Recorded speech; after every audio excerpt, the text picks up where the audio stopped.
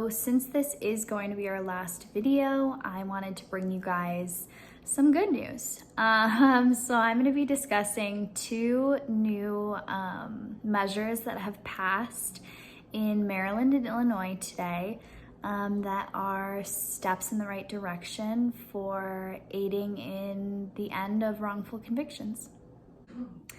So this past Friday, Maryland lawmakers enacted a law to regulate the use of forensic genetic genealogy.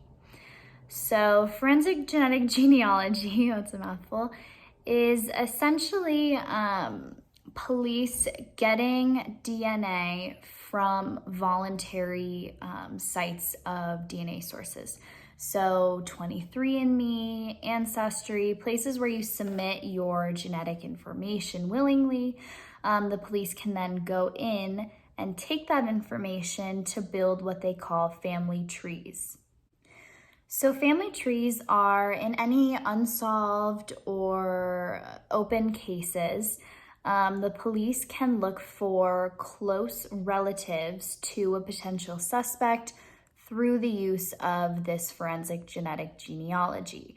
It's essentially just finding people who are related to a suspect in order to gain that suspect's DNA or a similar DNA to theirs when there is no match in the police system. So after the police have gone into these systems to get the genetic material, and they've built these family trees, they know, oh, this person may be related to this person. They can go through any type of public record, anything you've posted on the internet, any census records, and find people related to them. This form of genetic testing was used most notably in the Golden State Killer case. It actually helped them find and apprehend the suspect. So while this type of testing is important and potentially useful, it still needs to be regulated both for wrongful conviction concerns and just civil liberties. So what does this Maryland law mean for wrongful convictions?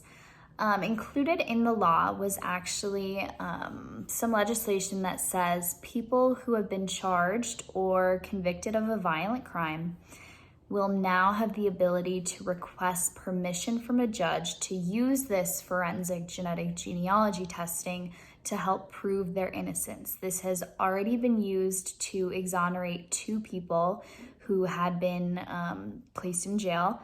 So this has a lot of potential to be very beneficial for people who have been wrongfully convicted, as it's just another way that they can enact their own rights and sort of stand up for themselves.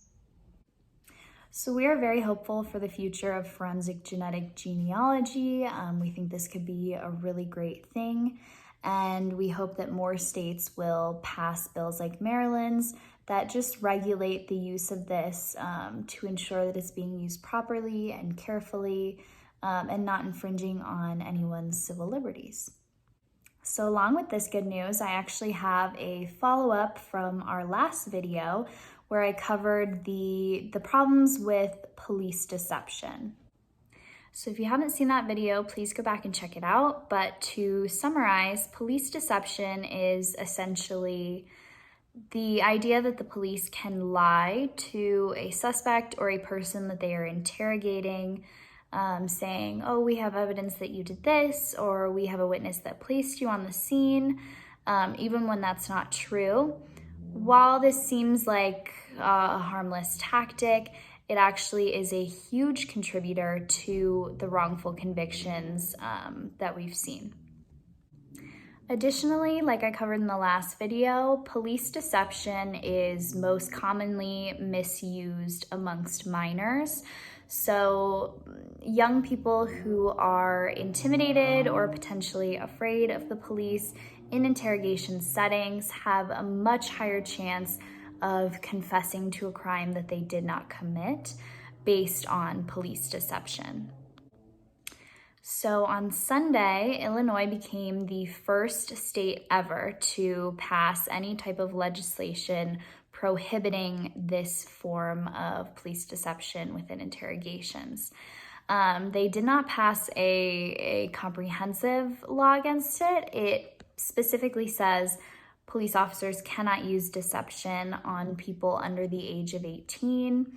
While this is not perhaps the ideal law that they would have passed, it is still really beneficial, especially since this issue mainly affects children under 18 and has the most wrongful convictions stemming from that.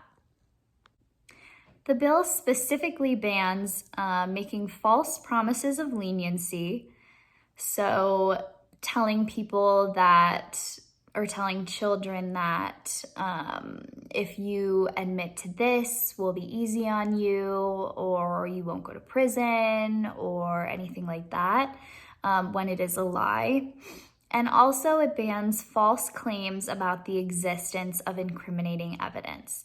So this is huge because this is really the one type of lie that almost inevitably leads to wrongful convictions. As many people, especially children, tend to second guess themselves when police tell them that there's evidence in play, even if there's not. The Innocence Project was a huge contributor to getting this bill into Illinois and letting it pass. So really please support the Innocence Project. It's also my source for this information. And if you'd like to see a case about wrongful convictions, I would suggest Making a Murderer on Netflix. This follows the story of 16-year-old Brendan Dassey, who falsely confessed to a murder he didn't commit based on police deception. I like this documentary because you can kind of see it in action. You can see the issues that arise with police deception. So that is all for today. I just wanted to bring you guys the good news of these historic and incredibly exciting bills in Maryland and Illinois. So thank you guys for watching. Hello, thank you guys so much for supporting us throughout our journey. So this will be our last video for now, but I'd love to update you guys on the people we have discussed throughout our channel, just to remind you guys that these people are real people and that we need to continue bringing up their stories to the public so that wrongful convictions don't keep happening. So some of the people we discussed throughout our channel were Lena Baker, Crystal Kaiser, TeForest Johnson, and Purvis Payne. Thank you for listening to their stories, as they are very important to us and should be important to the community as a whole. I also wanted to actually define what wrongful conviction is, as that is the key point of our channel. So a wrongful conviction is stated from the National Institute of Justice that it is 1, the person convicted is factually innocent of the charges, and another reason is that there were procedural errors that violated the convicted person's rights. So all these cases that we've actually discussed throughout our channel have followed these 2 reasons for why someone would be known as wrongfully convicted. And I think that's really important to note and as to hear throughout society today, because there are wrongful convictions that we pass over all the time, and we might see something and think, oh wow, that is something that shouldn't be happening. But if we think of these 2 reasons, we can make them applicable to situations that are going on, not just throughout the world, but throughout our own lives. And it's really important to understand what a wrongful conviction is. To further the discussion we have been talking about in our channels through all these cases that have been wrongfully convicted, I would like to share some ways that people can actually get involved to help wrongfully convicted people. So one would be the Innocence Project. The Innocence Project is an organization that does DNA testing and reforming the criminal justice system. And this is a great way to get involved, to read more about cases that have been wrongfully convicted, or to also just raise awareness. There's some ways that you can get in touch through donating and educating yourselves on different people and their stories. As a group, I would like to address that we did talk about a lot of important cases throughout our channel, but we didn't shed light on the ones that are overarching society right now. And I think that's really important to address those cases like George Floyd, Breonna Taylor. These cases were actually shedding light on the organization Black Lives Matter, and really are why we are here today and why we are talking about these cases that maybe haven't been brought up in society as much.